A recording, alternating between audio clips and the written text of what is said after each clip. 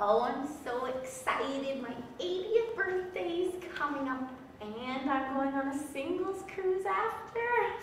How are you paying for all of this? Well, I've got the pension, but we should really be investing more of our money. You're right, we should be. Do you know how to do that? Maybe the stock market, I really... Maybe the kids know how to do it? Kids, maybe. Oh, hello, Georgie. Oh, come, Jeffrey. How are you, ladies? Oh, we're so happy to see you. We're just talking about our investments and... Do you know how to do investments? Well, let me think. I know a lawyer that does safe investments. A lawyer? A lawyer. Ooh. If you want, I can pass his number to you. Yes, please. Oh, great. Oh, thank you, Georgie. Jeffrey. Gregory.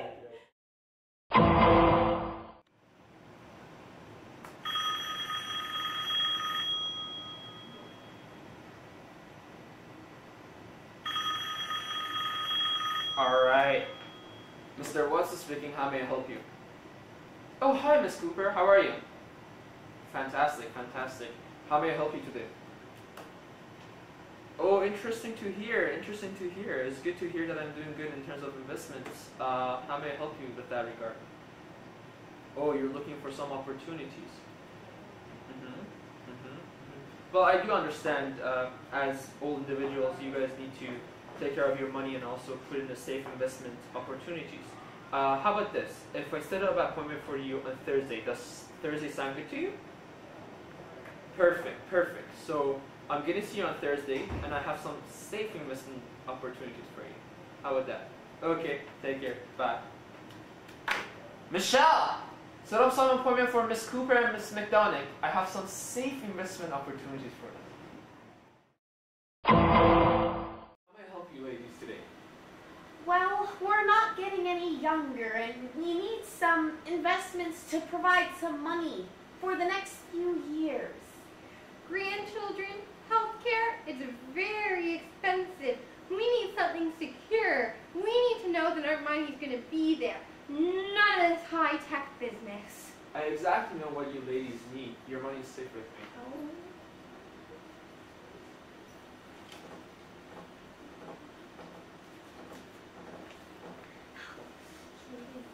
Fantastic, fantastic. Your money will be safe. Have a fantastic day, ladies. Oh, you too, Mr. Thank Watts. you. Come Take on, care. come on. The smell of money always makes me happy. I'm rich! Oh my goodness. All of Miss Cooper's and Miss McDonic money is all gone. I should never have invested in a risky investment such as this. This is never easy. I should give them a call. Oh, hello, Mr. Watts. Mr.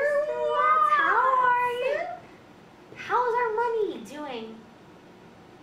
Oh, it's all gone?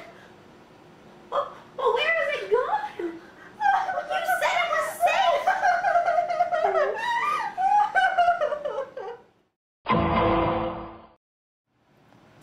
Sissy, I'm dying.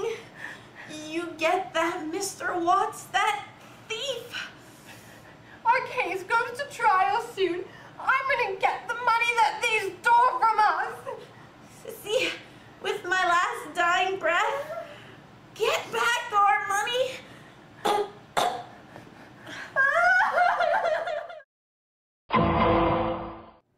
Order in the court. The case of McDonic versus Hetherington. Would the counsel for the plaintiff present their argument? Thank you, Your Honor.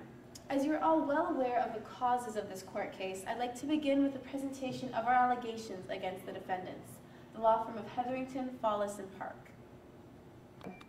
First, the defendants did not take any steps to obtain valid appraisals of the quality of these securities and covenants.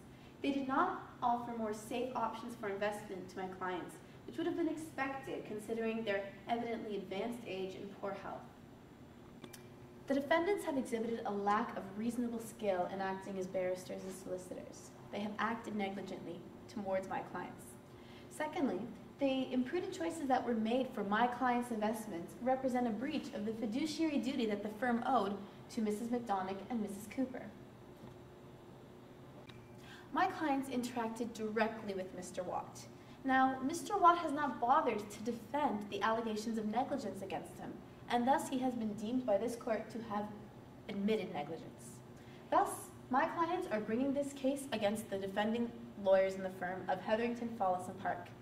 They are also accountable for the damages and negligence that were caused to my clients by Mr. Watt's imprudence. Thank you, Counselor. Would the counsel for the defense please present their argument? Thank you, Judge Pick. While we are not challenging that Mr. Watt's conduct was negligent, this negligence does not extend to the other partners of the firm for the following reasons. First, Watt was acting as a scrivener. He was holding money put into his hands until he had a chance to invest it. This was not part of the defendant's business, nor was it within the ordinary business scope of the firm. Second, the plaintiffs deal directly with Mr. Watt. The partners did not come into contact at any time with Mrs. Cooper or Miss McDonic. Also, the partners knew nothing of Mr. Watt's activities, and they at no time came in contact with the invested funds. Thirdly, the plaintiffs put such unrestrained trust in Watt that they acted without prudency in their investments. The plaintiffs, therefore, are contributory negligent to their loss. Thank you. Now that we have an idea of your position, counsel for plaintiffs, please present any evidence. Thank you, Your Honor. First, I will prove that the funds were in fact held in trust by the entire partnership. Please see Exhibit A, a directive found in the files of Mr. Watt. As you can see from the wording of the directive, money received shall be held by them in trust, them being the defendants, them being the other partners of Hetherington, Fallis & Park. Thus, the money was under control of all of the partners of the firm. Counsel for defense, do you wish to address this? Yes, I would like to call upon the testimony of Mr. Carrier, a partner of the firm. What was the purpose of this trust? Depositing the funds in the trust account was for admin purposes. We did not control those funds. Thank you. Thank you, Your Honor. Now, to my next point. Investing funds was part of the normal business operations of the partnership, and therefore all partners are responsible for damages that result from this business. Now, Mr. Carrier, were you aware of any other partners at your firm providing investment services? Well, I don't know much about that because I never did, but Mr. Hetherington and Mr. Fallis, they had a history of making these investments for our clients. It's true that within our firm there were some investments being done. Thank you. Defense? Mr. Carrier, what was the nature of this investment department? It was a mortgage department that was a substantial part of our business. Well, that seems to conclude the entered evidence. I will retire to make my decision.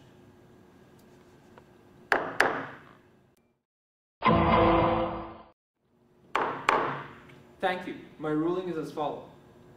In regards to whether the funds were under the control of the lawyers, Watt was always in complete control. Thus, the other lawyers never had control over these funds and could not account for the amount. In response to whether investing was a part of the normal business of the firm, the evidence has not shown that the act of scrivening was part of the normal firm's activities. Case law does not assume lawyers to be scriveners. I have not found any evidence that lawyers breached the standard of care owed to the plaintiff. They were not aware of the plaintiff's existence.